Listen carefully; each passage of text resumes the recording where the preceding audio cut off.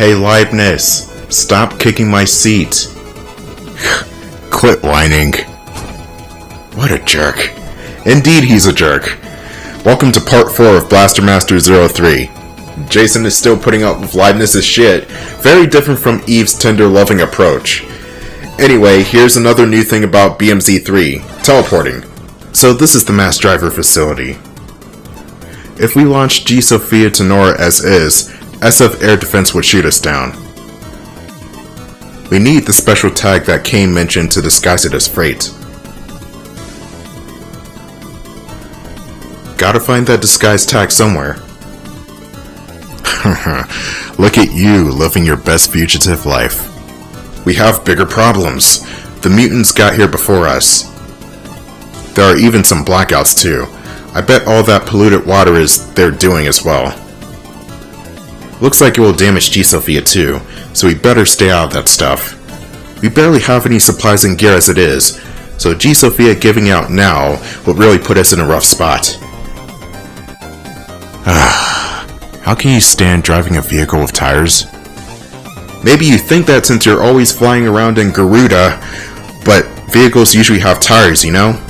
Wait a sec, with that much water, it's best if I don't use tires either. Ah, Leibniz with the subtle hints. He's finally coming around. Even though he's still a dickhead. Use the multi-legs for the purple water here. Anyway, the newest feature for BMC3 is teleporting between save points. Gone are the days of manual backtracking. You can travel to any previously visited save point, and that includes across different areas too. So, say I'm in Area 3 right now, I could just travel to Area 1 or 2 if I feel like.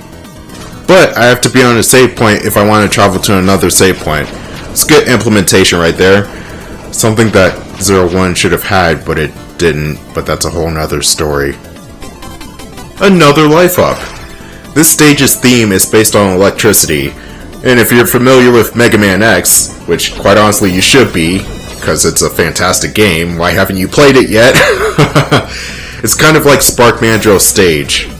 You got the occasional blackouts, you got electrical hazards that you have to avoid, and you even got these enemies that zip at you at light speed, just like in Mega Man X, so you gotta be careful about those guys, because they hurt.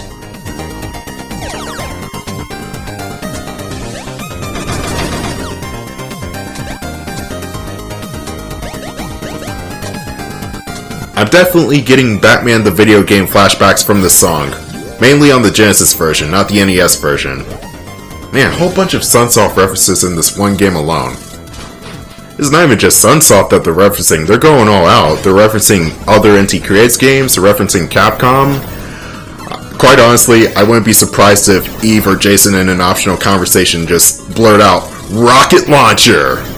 Just like in Metal Slug, which also has a tank. And no, they don't reference Metal Slug in this game, and I'm sad about that, because that was quite honestly the most obvious reference they could go for. But anyway, let's proceed through this factory. Wah! Storm Eagle! Flip those switches to temporarily turn the lights on, and somehow not let Jason get electrocuted, because he's in a spark field.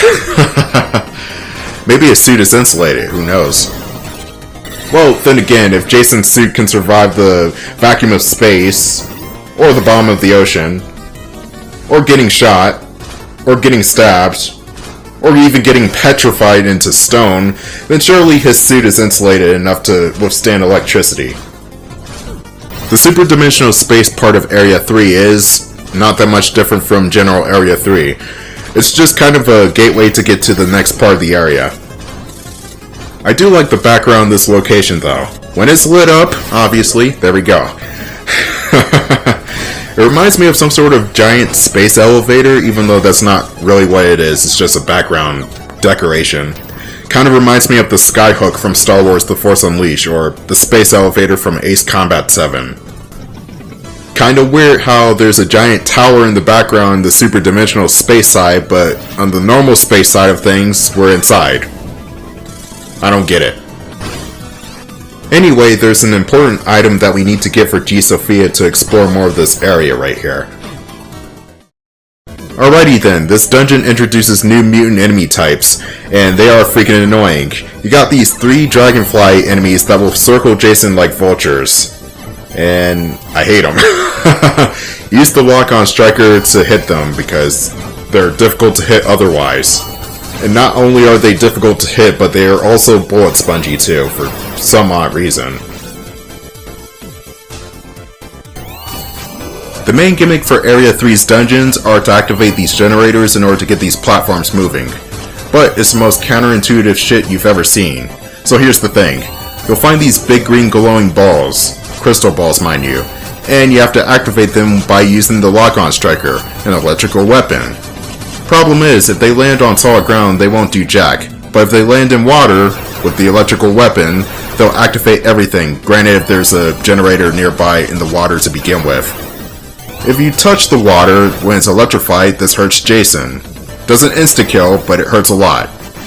That is dumb. Yeah, let's just have a battery use 2 opposing elements to power it. Said no one ever.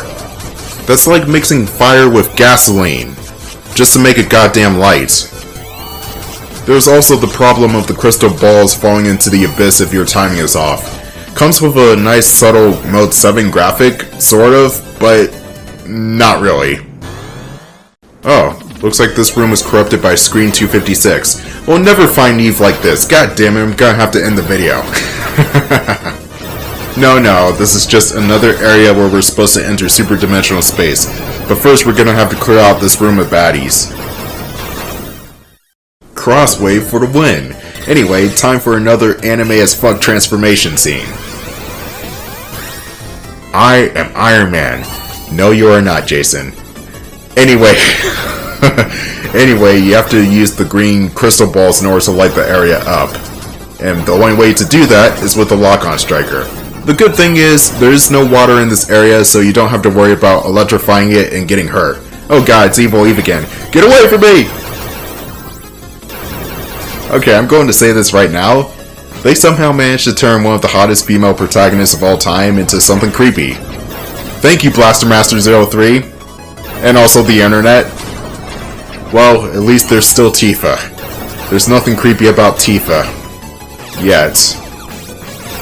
And no, I'm not apologizing for saying that certain video game characters are attractive out loud. I know they're just pixels on a screen. There's no need to act like prudes here. Anyway, we're almost out of this area. And by almost, I mean we are definitely out of this area. We got a save point and a boss coming up. Or rather, bosses. You may remember this guy from the first BMC. It's Spark Salamanders, G and C, whatever the fuck that means. The Spark Salamanders are pretty dangerous to take on, mainly because there's 2 of them. Well, obviously. They got their signature spark tackles and tongue attacks from the first game. They even like to tackle into each other for a massive spark energy field, and that hurts a lot. Here's that giant tackle I was talking about, and I still got hit by that. What the hell? The good thing about this boss fight is you only have to worry about one lizard in order to finish the whole fight. You don't have to destroy both of them. They just end up destroying themselves, as we're about to see in a couple of seconds. Oh, now that's a reference to Konami. And that final spark blast at the end of the fight is a Kaizo trap. You can't get hurt by that. But here's what I'm looking for, the ignition spark. It creates a shield around G-SOPHIA as well as sending 2 shockwaves in opposite directions. The shockwaves will go along the walls and ceilings, reaching some out-of-place batteries you need to activate in order to progress. Now let's go back and open some pathways. Spider tank, does whatever a spider tank does. Man, where the fuck does Sophia fit all this shit? Seriously, robotic legs? There's not enough room for that in that tiny ass tank. But then again, this is a video game series where the whole premise just starts on you finding a frog, and then it leads you to a tank, and then it leads you to a robot girl, and then the robot girl gets sick, and then you do all this crazy shit with the robot girl in space, and then the robot girl becomes a badass, and then the robot girl gets kidnapped or jailed, I don't know what the Sophia Force is doing, and then she disappears, and now you're doing all this crazy shit to find the robot girl again. Never mind, the legs for the tank make sense in contrast to everything. And I didn't even mention Kana once in the Bizarre list. I probably should have put her up there. She is an odd one. Let me talk about these giant metal crates. Whenever you electrify them, they beam out of existence. I'm serious, they just pull a Mega Man and poof, it's gone. What if this place had faulty wiring? Where is all this stuff even going? Hey hon, I'm home. What the hell is all this shit doing here? Planet Sophia is pretty advanced, I will give them that, but it's not exactly ideal to live on, especially with all the vortexes going on. But that's not really the point. The Mega Man crates are still in super dimensional space, and you have to use your ignition spark in order to get them out of the way. Which will lead you to your next dungeon, and this room is a bitch if you're not powered up correctly. The vulture flies are back, and there's a part near the end of this dungeon where enemies constantly respawn. You have to turn on a generator that's sort of out of the way of the platform you need in order to get the item from this dungeon. So you have to scramble for the platform after you turn the generator on. It's a very tight window before the platform just up and leaves you. There's also the green crystal balls in the electrified water that you have to worry about. Those suck ass too. Those other flies that come in swarms just float casually towards Jason, so you have nothing to worry about with those enemies. What I do for this place is, I keep my crosswave on the main shoot button, which is square, or whatever button coordinates with square. I'm a PlayStation player after all. And I map my other weapons, like the striker and the shotgun, to the shoulder buttons. That way I'm not going through the sub-screen just trying to pick a weapon that I need for a certain situation. I can have 3 weapons at the ready at any time. That feature was in 0.2 and it's just as useful here in 0.3 because, you know, you can have 3 weapons at once. What more can you ask for? Anyway, I need my shotgun weapon in order to slow down the buzzsaws, but I also need my striker weapon to activate the generator.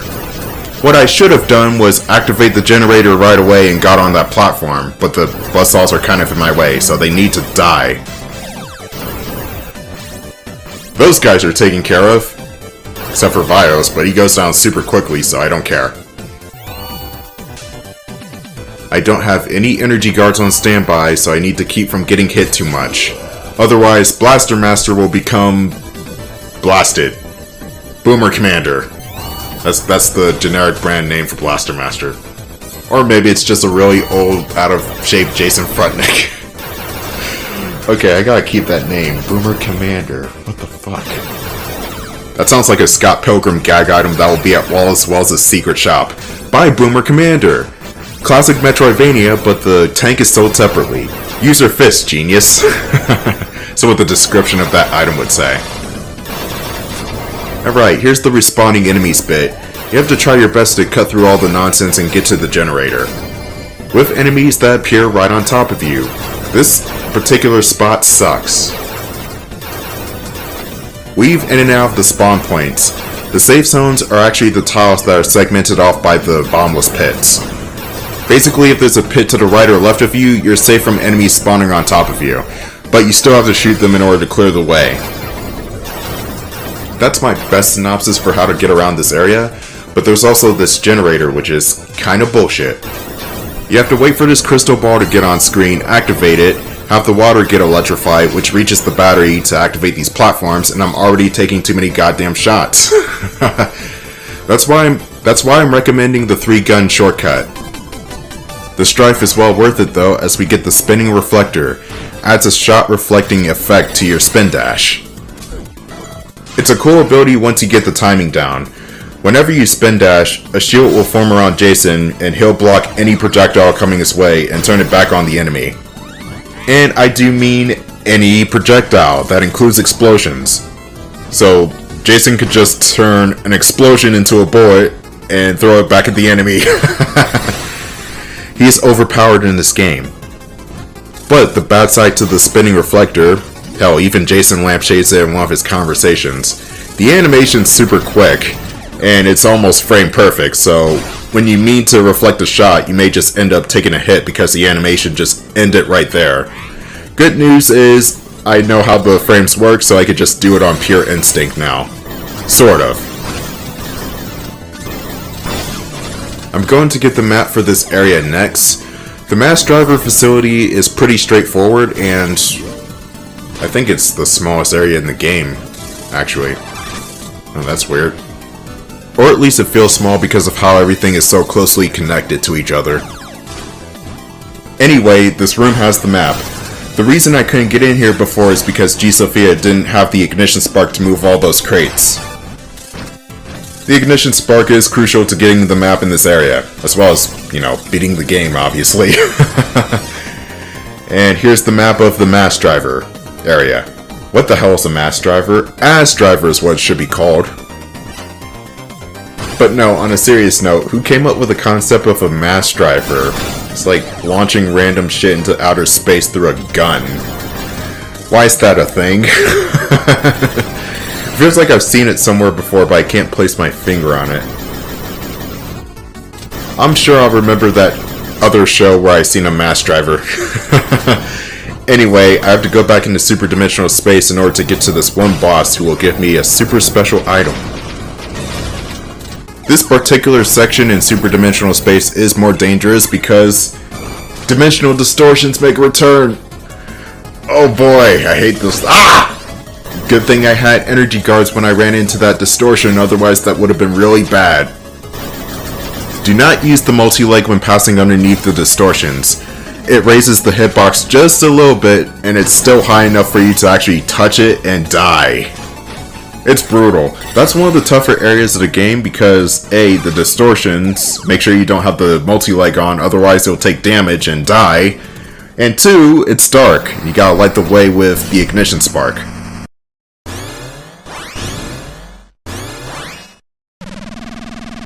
Bullet Con Mark 1. Oh wait, I'm saying it wrong. It's Bullet Con Mark 1. Okay, no, seriously, come on. It's not even spelled like con, and people are still making the Star Trek connections. Oh, whatever. Anyway, Bullet Con is super freaking easy. It's even easier if you use the ignition spark in the homing laser. A, the ignition spark actually blocks the shots, and B, the homing laser locks onto the boss's weak points. But you know me, I love to do things the hard way. And the hard way is getting on level with the platforms and the guns in order to shoot at them. And they move constantly. Basically, anytime you get on level with Con and you shoot at it, it just moves itself to an upper or lower level and it's like, nope, not dealing with this today. And you do have to take out both turrets. You can't just cheese it like you did with the Salamander fight and focus on one enemy. You have to take both guns out. Using the homing laser strategy will bypass any of the tough armor that Bullet Con has on the top and the bottom of its turret, I guess. The hitbox that you need to aim for if you're not using the homing laser is the core that shoots out the energy beams.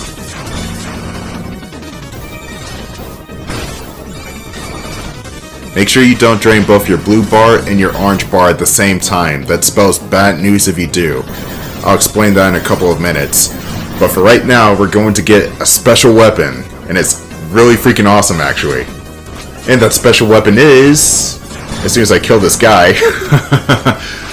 I'm so against the laser strategy, I don't know why.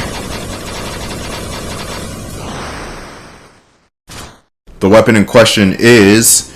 the Anti-Sophia Force ammo. Consumes main SP, but fires powerful penetrating shots.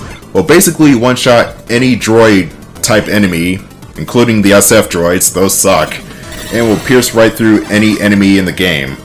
The anti-SF ammo is probably the best main cannon shot in the game because of how powerful it is. I'm going to backtrack to the beginning of the level just so I can get to where I need to go quicker.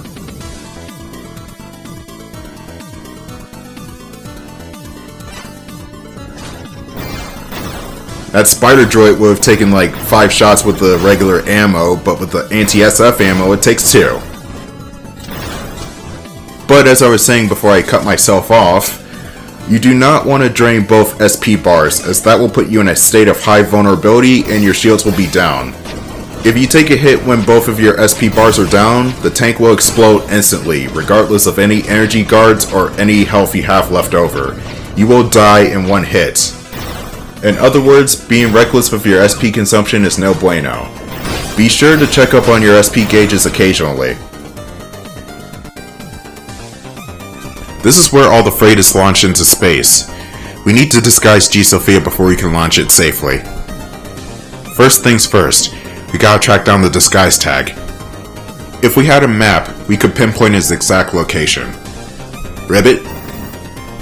Oh Jason, we just picked up a map not too long ago. How did you forget already?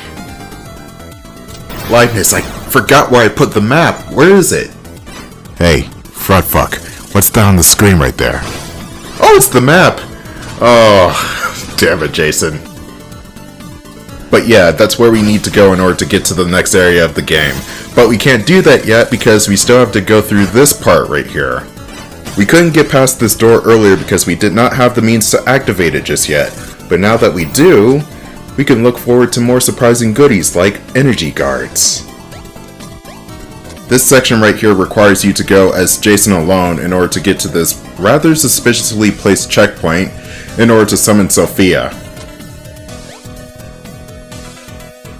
I wonder what Leibniz is doing in the tank whenever Jason leaves it. It's not like he's fixing the G-SOPHIA like Eve does.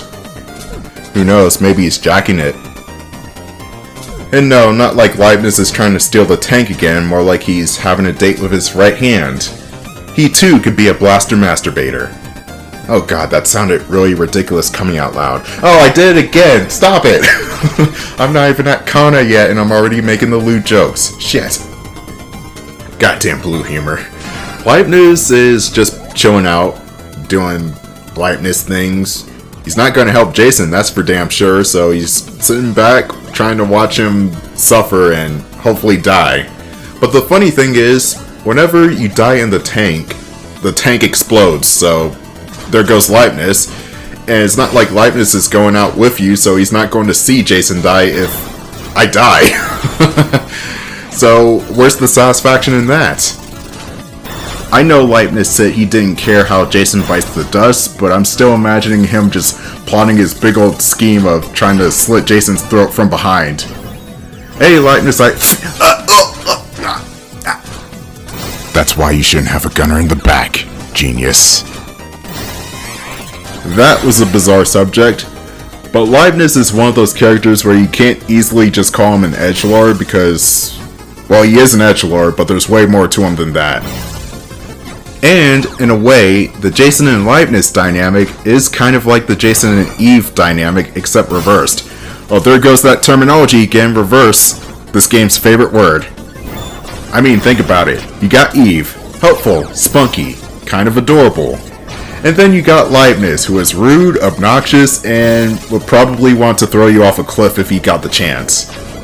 But there is this hidden determination inside Leibniz's heart that's being masked, both literally and figuratively. And what is Leibniz's determination, you might ask? We're going to find that out later. Come on, SP, come back. Dark areas in video games suck. There we go. I'm trying to see what's on the other side of this distortion. Apparently nothing at all, other than death. Note to self, don't go over here at all next time. Oh goody, more generators. Somebody get Cole McGrath here right now. Or Static Shock. Or Thor. Any superhero that can use electrical powers, get them here right fucking now. This section of the mass driver facility has a dungeon. I just need to get to a crack in space in order to access it. And it's dark again. Damn, Kane really needs to pay his bills. Don't worry though, we're almost out of this nightmare land though.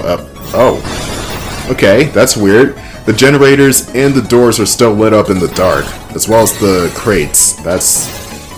okay then. That may seem like a useless nitpick, but you come to realize that the distortions, the things that kill you in one hit, are not lit up in the dark. Instead of going up and to the right, go down and left. You'll find this dungeon that's kind of out of the way. Use the spider tank in order to get past the water as always, which looks like grape soda to me for some reason. Boiling grape soda. You may be asking yourself who the hell boils grape soda. But we're also on a different planet, so the rules don't apply here. Going into superdimensional space a certain amount of times will unlock the true ending. Guess how many times you need to go into superdimensional space? About 30 times. Don't worry, there's plenty of opportunities, trust me.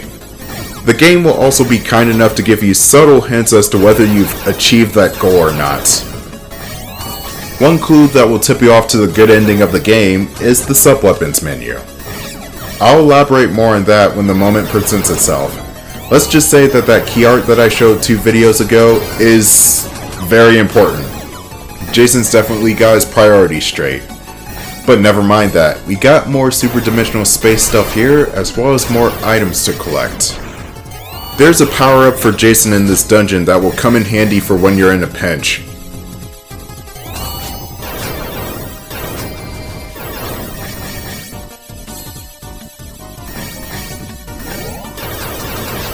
Even the mutant clone Eve's spirit animals are cats. What's up with that? It's like the mutant overlord was thinking, let's clone everything about Eve, including her love for cats.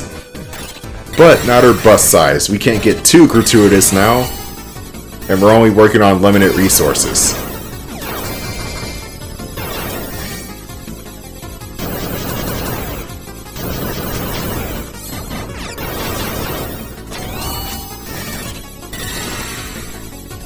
There we go, we got another main SP up, and we got a couple more rooms to go through in order to get the last item in this dungeon. Let me tell you about superdimensional space. It is randomly generated. Not in the sense that it's roguelike in that everything's going to be completely different each time you play it, but more in the sense that certain doors are going to be open and closed each time you play it. So, say for example, in this recording section, I'm in this particular room at this particular point. The next time I play this game, I may not be in this particular room at this particular point. It's a really bizarre concept, especially considering that this game is not a roguelike in any sense of the word. But here's the item I'm looking for, the Unchained Effector. This item will target enemies for blast countering, even if they are not attacking. This is going to be extremely useful for later on. Let's see what Leibniz has to say for once. So, I heard that they treated you like some boy genius back on Earth. Man, that really grinds my gears. Does it? It's not like people were praising me left and right. It's artificial genius anyway, so I don't think it's a big deal. Get a load of this guy. Artificial? Are you trying to act all humble? No, I was a genetically modified lab baby, so I don't have parents. Normally, if a kid gets praised for their talents, their parents, their family feel a sense of pride, right? I don't have any parents or family to speak of, so even if someone calls me a genius, there's nobody around me to care. That's why I always admired people with families. I guess you could say that I was jealous too. When I chased Fred underground and left for space to save Eve, maybe I was chasing after that family I always wanted. Do you always go around telling your little sob story to people who lost everything and everyone they cared for when their planet was destroyed? You really do grind my gears, boy genius. You're the one who brought it up. Oh boy, you could cut this tension with a knife, and that's quite the shocking revelation. Jason's an artificial being. I'll see you in part 5.